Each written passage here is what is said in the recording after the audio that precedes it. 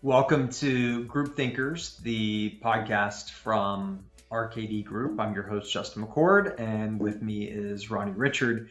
And on this episode, we welcome Ruth Rathblott, who is an author, a speaker, a nonprofit veteran. And Ronnie, boy, does she have a unique story and point of view.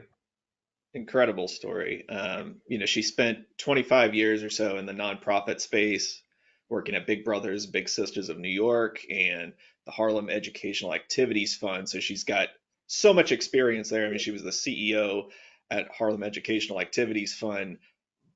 But then on the side, she started kind of coming onto her own as a speaker and on diversity and inclusion. She brings a very unique aspect to that, I think, that she focuses on talking about disabilities as part of diversity and inclusion because she was born with a limb difference and always tried to hide it until she learned to what she calls unhide, which is the theme of the book she's come out with called Singlehandedly, and she's done a TED talk on it. It's like to me, sort of just a really inspirational person I found.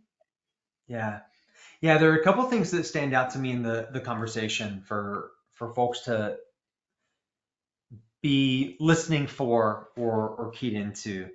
Um, One, we think that we're creating a safe space by normalizing and hiding things that are different about us or things that um, maybe having a lack of vulnerability. We think we're creating a safe space and we're actually making it harder on ourselves. Like she goes into that, which is fascinating, the psychology behind that.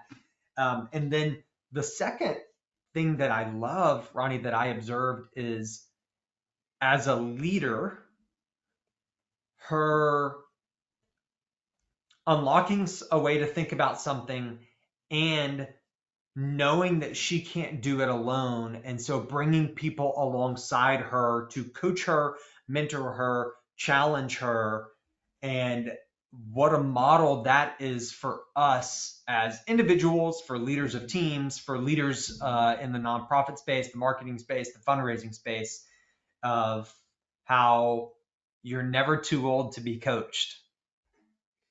Yeah, I found it really interesting that there's like this theme of connection and community both in her career and in what she's talking about with unhiding because we all hide a little something, and I actually asked her a question about this, like, people hide things because we want to be part of the group, the social community, but when you unhide, you actually form like a stronger connection with someone and develop this sense of community over it. And again, I just found the whole conversation to be really fascinating. So without further ado, here is our conversation with Ruth Rathblott.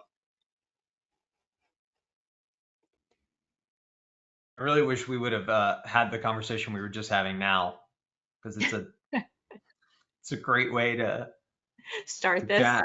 Yeah, I mean we were talking about uh, the benefit of being able to look at someone when you're talking to them, whether or not that's on video or ideally it's in person, but just the benefit of getting to be able to look at that, and more specifically the distraction of yourself in that same setting.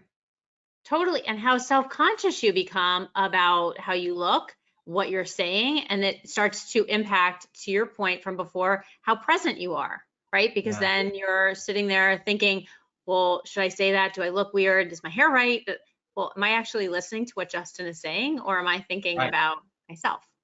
right. Yeah, it's so interesting. There was a former colleague who he kept a mirror on his desk, and this is pre-surge of video calls, but he kept a mirror on his desk because he wanted to maintain high energy and really have a smile whenever he was on the phone.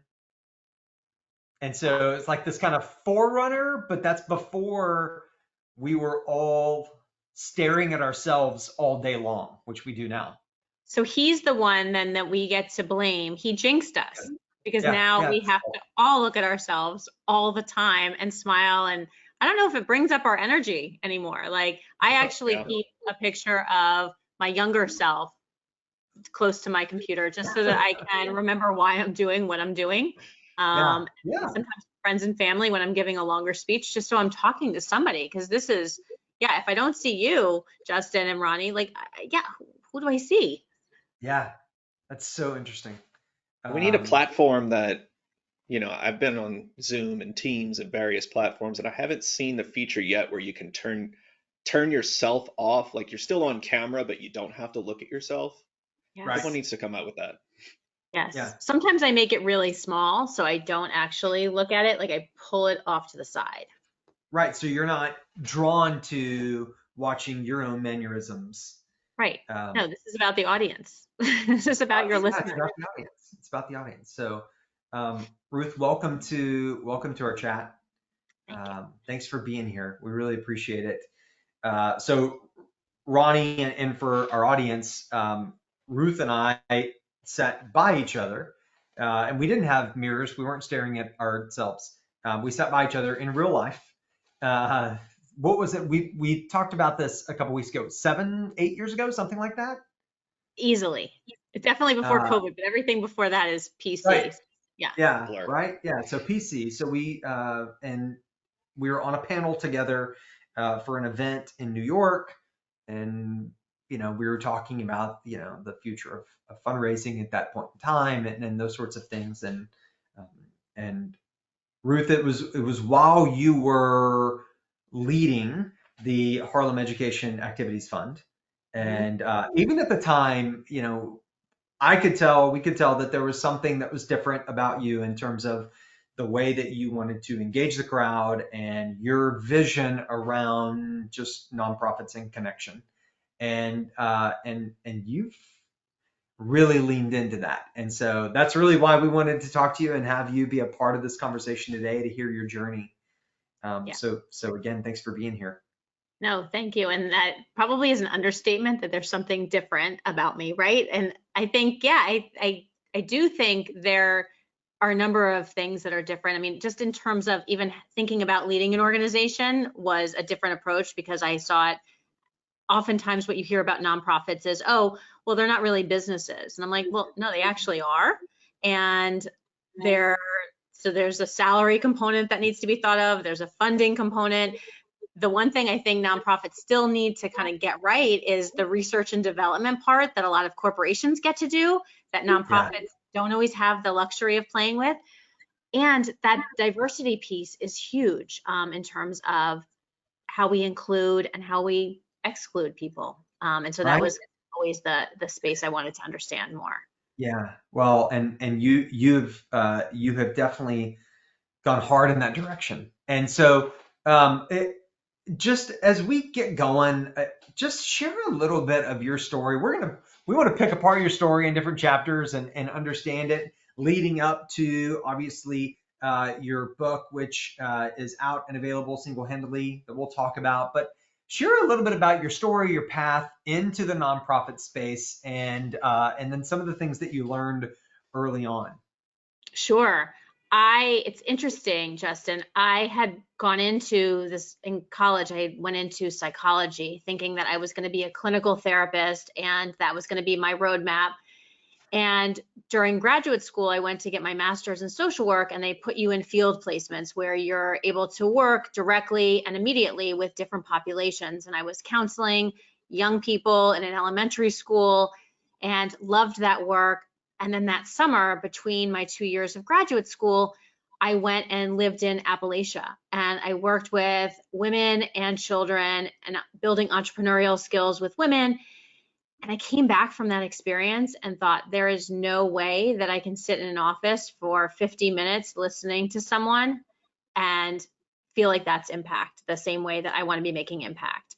So I came back to Boston University and I thought, I need to change this whole thing. I had enough credits at that point even to finish off the clinical part of my degree, but I really wanted the policy part. I needed to understand, how did policy impact young people and how did young people impact policy? And I loved the group part of it, the group work part.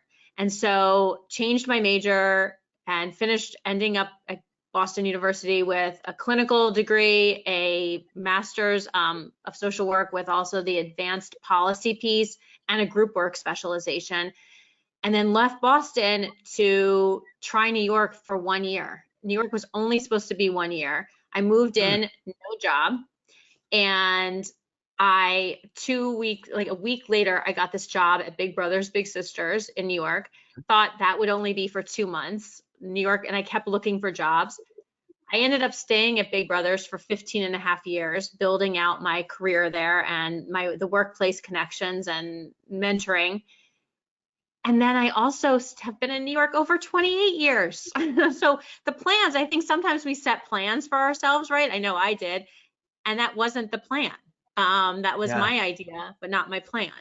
And so the Big Brothers Big Sisters was an amazing opportunity, because what it allowed for is, how do you build interventions for young people, give them exposure and opportunity to different mentoring, to workplaces, and allow for volunteers to also have connection with kids. And so that was kind of my entree into administrative work with nonprofits and leading nonprofits, and then went on to run a literacy program. And then, as you mentioned, ended up running the Harlem Educational Activities Fund as their CEO, which provided. It's so interesting, Ruth, because it's like everything in your story builds to the now. And even then, you had no idea that your work with a diverse population of underprivileged kids that need mentorship, that need guidance, that need someone to step in and be a leader for them, how that was helping shape you to your next step. I think it's so fascinating whenever we take a step back and think about those things. Yes. Hindsight is 2020. You get to the privilege of looking back, right? In it, you don't always know why these opportunities are showing up or how they're showing up. And I think absolutely working with students who are underserved in many ways was my calling for so long. And it was also safe, Justin, because working with young people it's an age I would never want to go back to, my teenage years, because of my own story, which is I started hiding my hand. I was born with a limb difference, and I started hiding it at 13. And that's, for most adolescents, that's a time when you want to fit in anyway. Add on a layer of something that's different about you, for me, it was a physical disability, something visible, and all I wanted to do was hide it.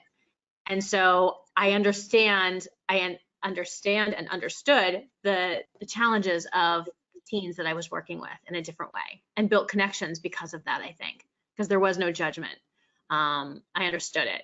And that's where I think also the social work piece of what I learned was so important. But things definitely build in your career. They do. And there's so much, to your point about your experience, even as a teenager and as an adolescent. Who were the people, not what were the triggering moments, but who were the people that helped you navigate as a leader, and a leader with a difference? Who were the people that helped you navigate that early in your time at the Harlem Educational Activities Fund? It's funny. I didn't talk about my difference for a really long time. I didn't talk about my disability or how it affected my leadership or how it affected my learning or how it affected my relationships. I actually hid it. And even when I stopped hiding my hand physically, like not having it in my pocket, not having it with longer sleeves or under book bags or purses, I was still hiding. And what came to light was really interesting. It was a defining moment in my career where we were having a conversation about diversity and leadership. And I asked kind of a naive question at the time, now probably more powerful when I think about it, which was, do you see me as diverse? And the answer back was interesting. It was, well, you're a woman. And I said, okay, that's a lens of diversity. That's that gender lens that we typically talk about. What about my disability? And the answer back to that was, oh, we don't see you like that. And I said, well, I'm not asking to be seen like that. I'm asking for it to be acknowledged as part of diversity, because to me, diversity is about different experiences, different perspectives, and difference. And I started reaching out to my corporate partners where I'd done a lot of fundraising in New York City over the 25 years. And I started asking the question, how are they defining diversity and who is being represented? Yeah. And I was getting back a lot of the typical answers, and really the strength of race and gender and maybe sexual orientation, which are critical pillars. Don't get me wrong, Justin. Mm-hmm. And what I wasn't hearing about disability, visible or invisible, in those conversations. Yeah. And it was one of my corporate contacts that said, you know, Ruth, we have this inclusion week coming up. Would you want to come and tell your story? Because we don't have anyone with a visible difference. And Justin, I had spent my life in nonprofit. I thought I was living and dying in nonprofit. Like that was my track. Right. And I went down and spoke. And what was interesting is that my contact said, Ruth, you have a story. Your story is that you've told me is that you hid for 25 years. You hid your disability. Because even when that question about diversity came up and not seeing me as diverse, when I realized, even as angry as I could get about, hey, that's not fair, I hadn't shared out my journey with anyone. So when I had the opportunity to start sharing it, what started to resonate with people was two things. One is, people would come up and say, thank you for including disability in the diversity conversation, because I have felt left out. And I said, me too. And the second was this idea of hiding. Like, it really started to resonate with people. And because most of us are hiding something about ourselves, and it keeps us disconnected from not only ourselves, but from others on our team and in our leadership styles. And as I reflect back on my own leadership style, and you mentioned it earlier, I wasn't talking to anyone about my difference or my disability. So I was expecting and creating a workspace that didn't allow for people to share their vulnerabilities either, because as a leader, I wasn't modeling that. I was creating a workspace that perfection and people couldn't get things wrong. There wasn't a sense of vulnerability. And I've definitely learned a lot through my writing and research and practice. It does start with leadership. That's really fascinating, Ruth. We think about, we as humans, we're all very social creatures, and there's like this need and this want to fit into the group and be a part of the group. And part of that is that we hide those things that make us different from the group, and you kind of adapt to the things that make you fit in.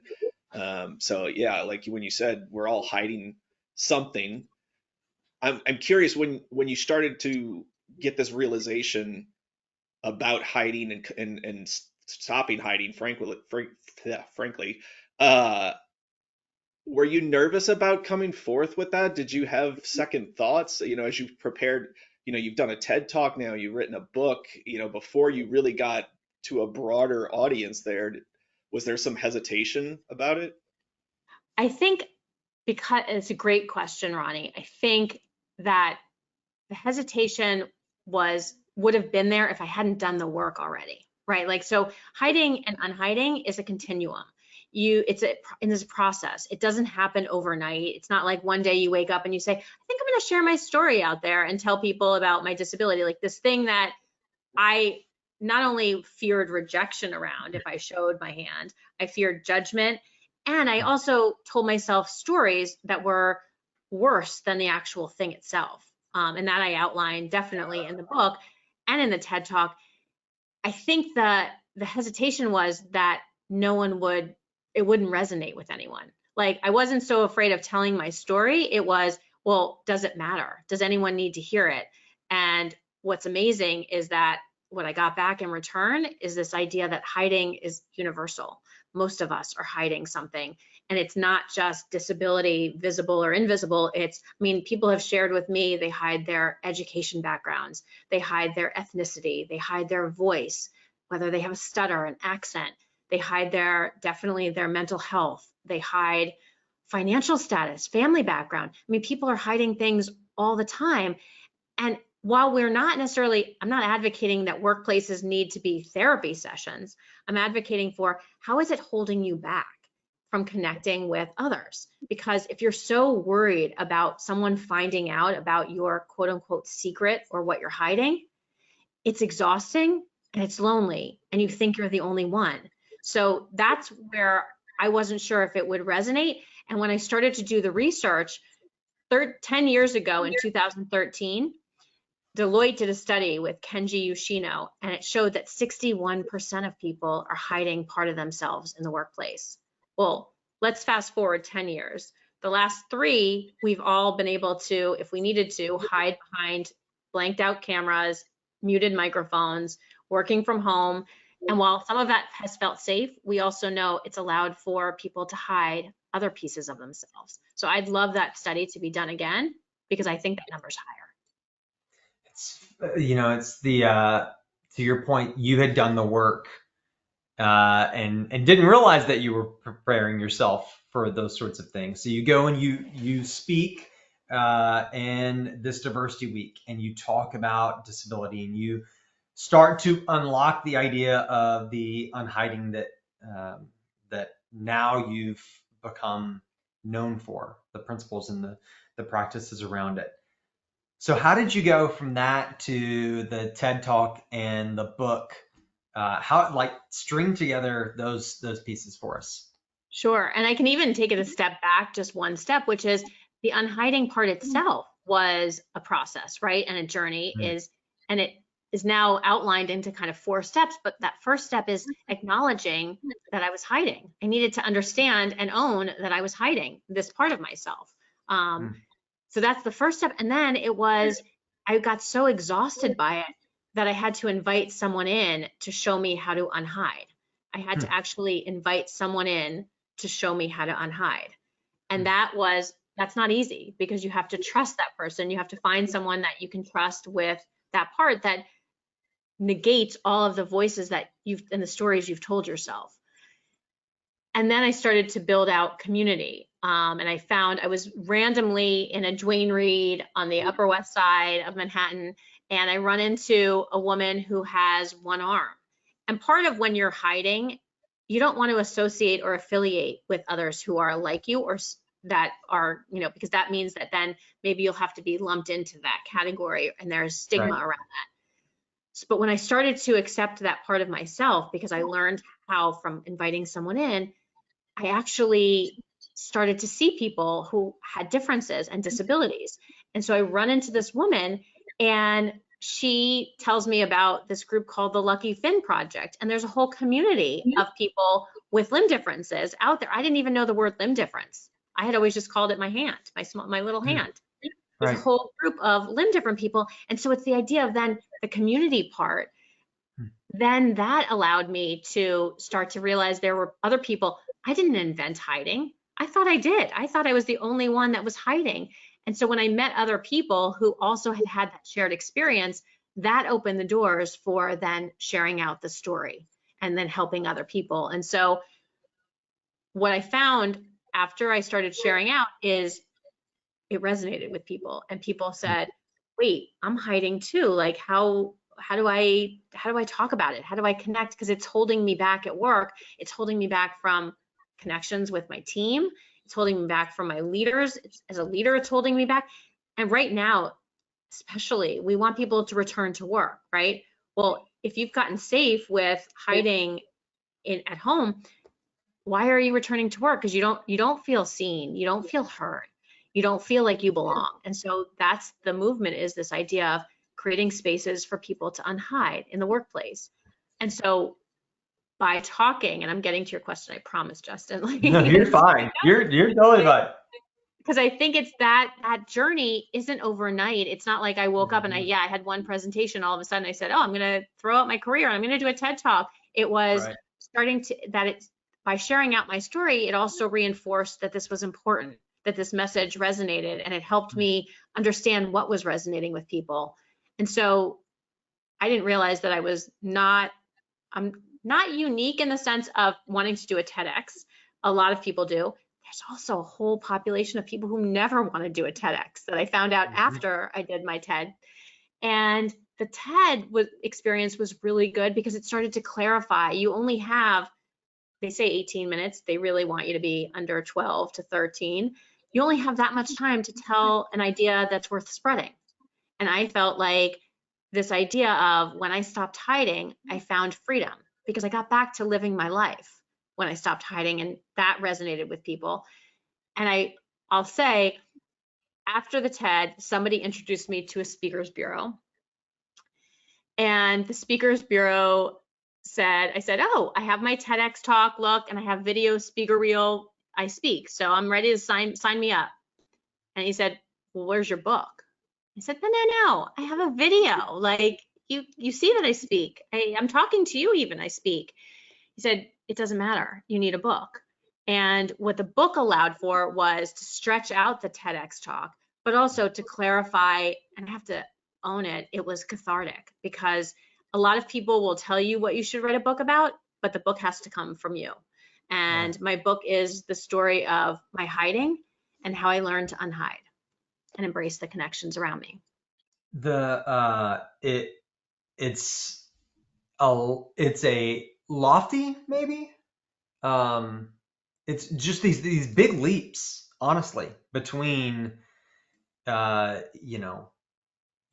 running an organization, and then, as you said, you are called away from what you had known for 2.5 decades into a new space, and there is this content rich element of telling this thing about really having confidence in who you are. And I'm curious if you're stepping out, like, were there moments of lack of confidence along the way, part one, and then part two, because we all need people to coach us and mentor us. Mm-hmm. Who was that for you as you were going through the transition out of leading a nonprofit and into this space that is somewhat unpaved, to help you navigate or help you constantly come back to the work that you had already done?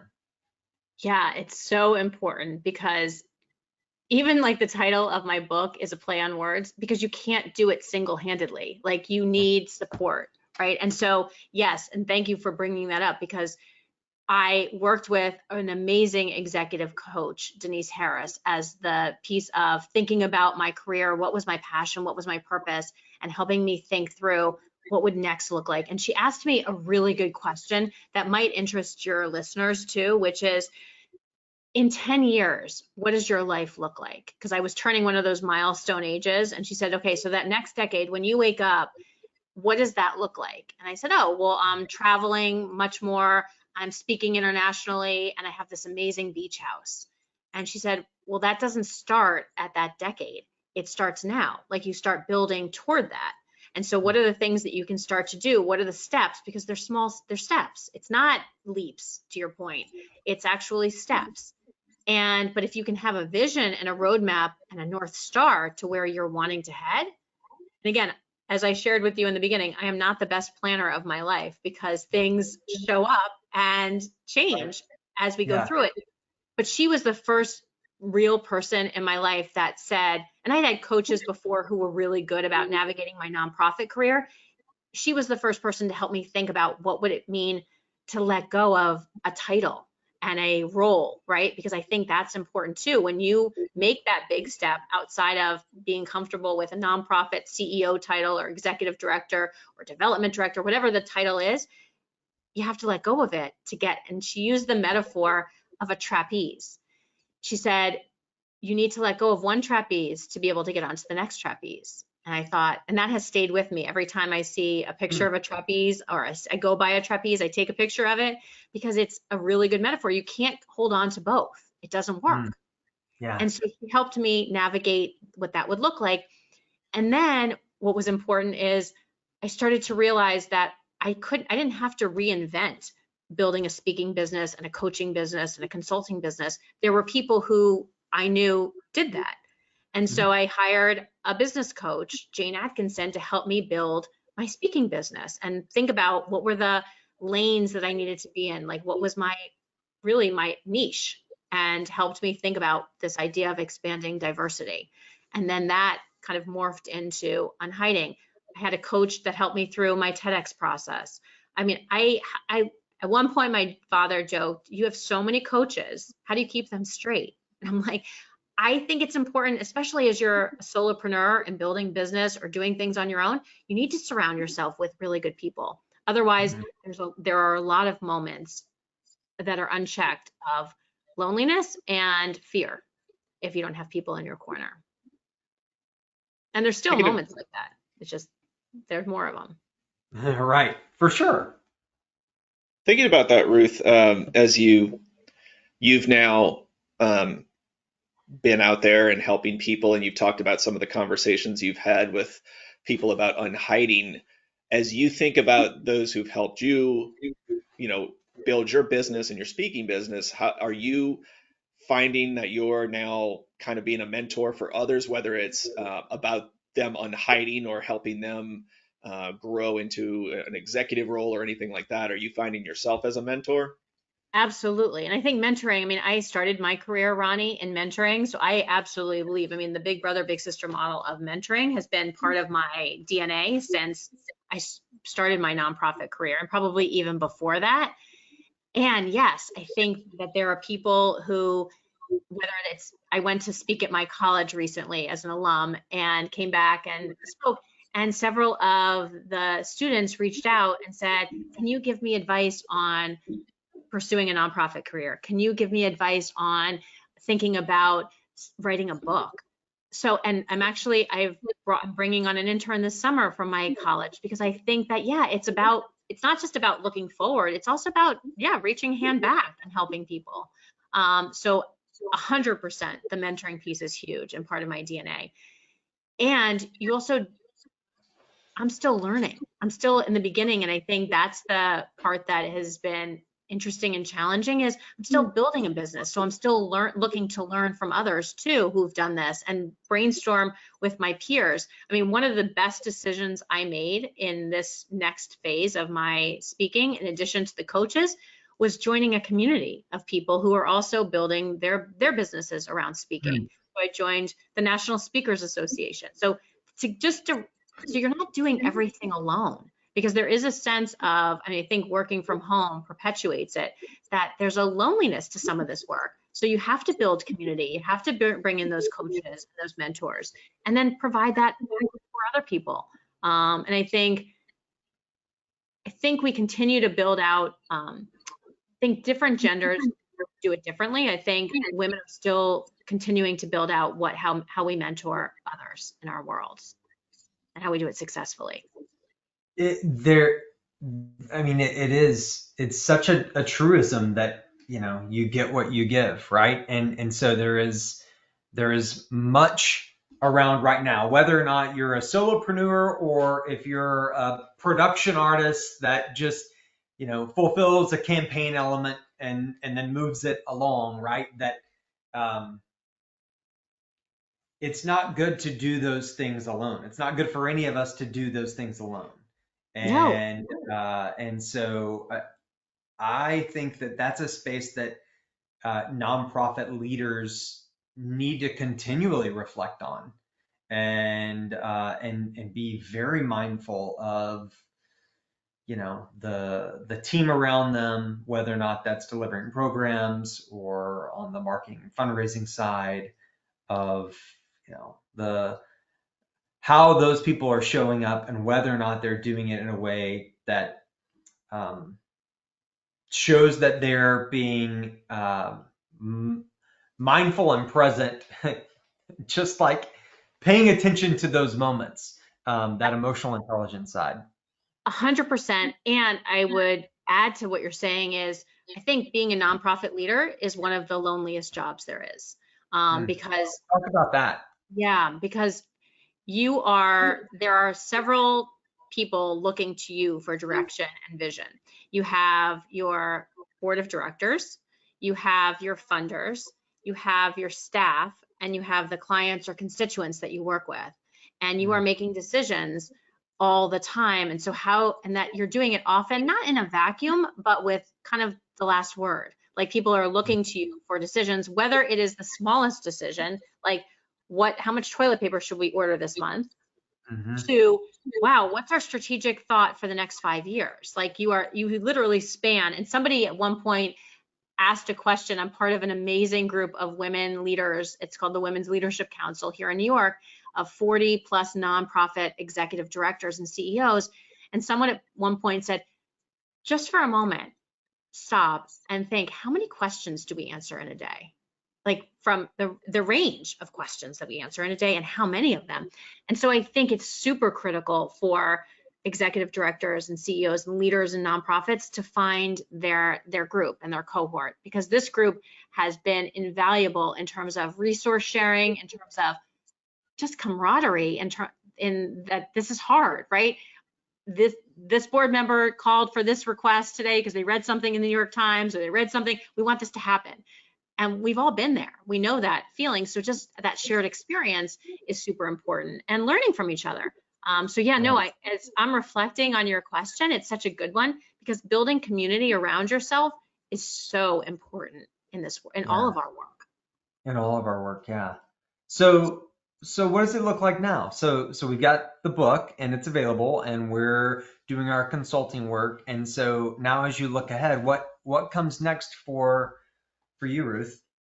Yep. So I am building a movement and a community around unhiding. And one of the first pieces that I'm doing that will be out in May, and you're hearing it kind of here first, May of 2024, is a one-woman show. And the idea is to allow for global voices around unhiding. That's part of the campaign, that I'm collecting those stories now to add to that one-woman show. So it's my story infiltrated with the other stories of people, and then some form of, I want to call it a confessional, but some form of a confessional where people can share their stories, because that first step is just saying what you're hiding out loud and having it acknowledged, having it seen and heard. Those are both incredible. Again, like it's not that there's not all these little things, but you continue to leap. I don't know if you realize that. There's a lot of behind the scenes flurry. Yes. What did you call it? Like with ducks that paddle like that underneath? Yes. Like there's flurry. Yes. But for sure. Yeah, they look like leaps, but there's a lot that goes into them for sure. Yeah, right. So, okay, so then how can we stay connected? How can our listening audience stay connected to everything that's happening in your world, and just even connect with you if they wanted to? Absolutely. I think there are probably 3 really great places where I spend a lot of time. There's my website, which is ruthrathblott.com. I spend a lot of time on LinkedIn and connecting with people that way. And then there's also Instagram, which kind of shows you a little bit more of my human side and not always my speaker side, the things that I'm interested in, because part of unhiding is also showing your best self and your, for lack of a better phrase, your authentic self, the things that you also enjoy doing. I love travel, I love theater. And so just connecting with people that way. And I also have a postcard campaign and a job form that I can send you, Justin and Ronnie, about where people can start and take that first step of what are you hiding? And I think it all filters back, because the second book is absolutely global stories. The one woman show is global stories of unhiding, because there is power in community, and there's also power in unhiding because it helps others. It's almost like a flywheel. When you allow for it to, when you share your story, somebody else immediately thinks, what am I hiding, and where is it keeping me stuck and not connected? And then when they start going through that process and they share their story, it helps more people. So Like that advice on the plane when they tell you first put your mask on and then help yes, somebody next to you. Right. totally. Totally. I mean, it's funny though, Ronnie, that you bring up a plane, because just a few weeks ago I was on a plane, and first of all, I love talking to people. It's part of what is also part of my DNA. Though my father recently said, I never want to sit next to you on a plane. And I said, why? And he's like, because you like to talk to people and find out. I said, yeah. And I said, guess what? I never want to talk to you either on a plane. I'm good. Because he doesn't talk. So, Yeah. but I was sitting next to somebody, and we were talking about what each other does. And all of a sudden, the person's head goes down when I talked about unhiding. And I said, what's going on? And they said, I dropped out of high school and I never talk about it because I'm so afraid. And they're now the successful business owner, and et cetera. They said, I never talk about it because I'm so afraid someone will judge me or think I'm not smart enough, or they'll reject my business plan because they will think I don't have the skills. Well, that's exhausting. He's like, all I want to do when people bring up, isn't college the best 4 years of your life? Where's your kid going to college? He's like, I just want to leave the room. And he's like, I often do. So those are the kind of things that people are hiding. And it's keeping us disconnected. It's keeping us having to think 2 or 3 steps ahead and not focused on the present. And that's how we even started this conversation. How do we focus on the present and connection with each other? Ruth, honestly, I am so glad that we connected first in person, sitting next to one another, and then reconnected through LinkedIn, as you mentioned. And just honestly, we appreciate your time here, but also your mission and focus, and we believe that it pays forward, and we need more Ruth Rathblotts in the world. So thank you for all that you're doing. No, and thank you for allowing the message to be amplified with your listeners and allowing me to come on. I mean, I appreciate both of you, Justin and Ronnie. Like, this is incredible to be able to connect and take it to a different level, to a different audience. Yeah. Thank you. For sure. All right, Ruth. Well, thanks again for chatting today, and we can't wait to see the next chapter continue to be written. Right. No, I appreciate that. And it does. It feels like everything is like a next chapter, right? Like you get to a mountaintop and then there's another peak to scale and there's another peak to scale. Yeah. It just keeps happening. So these leaps are real. But I need support along the way, like everyone does. So thank you. For sure.